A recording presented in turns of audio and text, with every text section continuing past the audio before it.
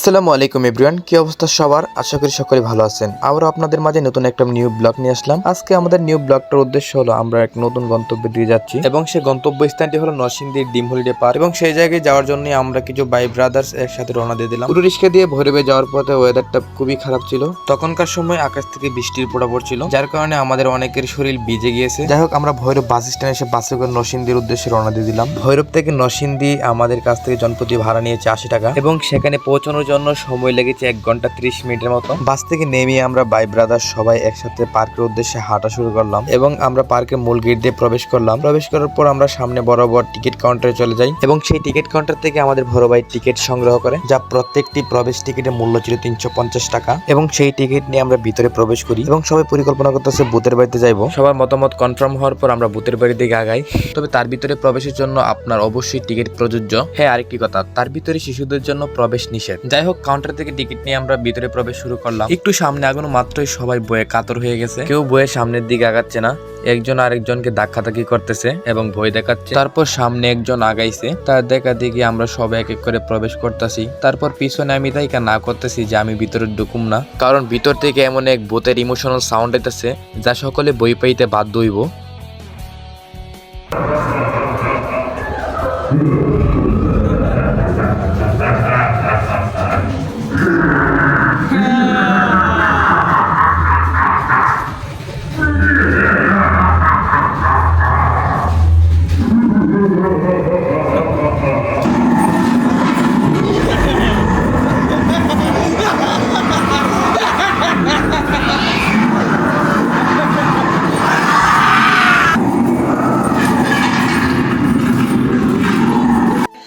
তারপর আবার ভূতের বাড়ি থেকে বের হয়ে ওয়াটার পার্কে চলে এলাম। এখানে প্রবেশের জন্য সকলেরই টিকিট প্রযোজ্য।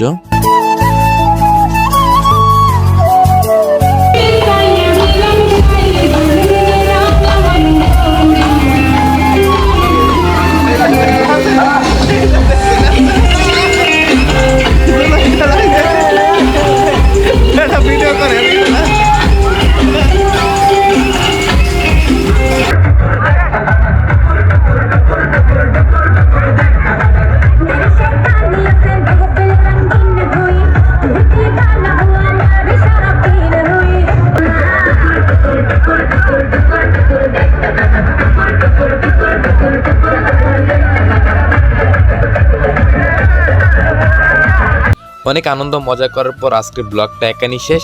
সবাই ভালো থাকবেন। আল্লাহ হাফেজ।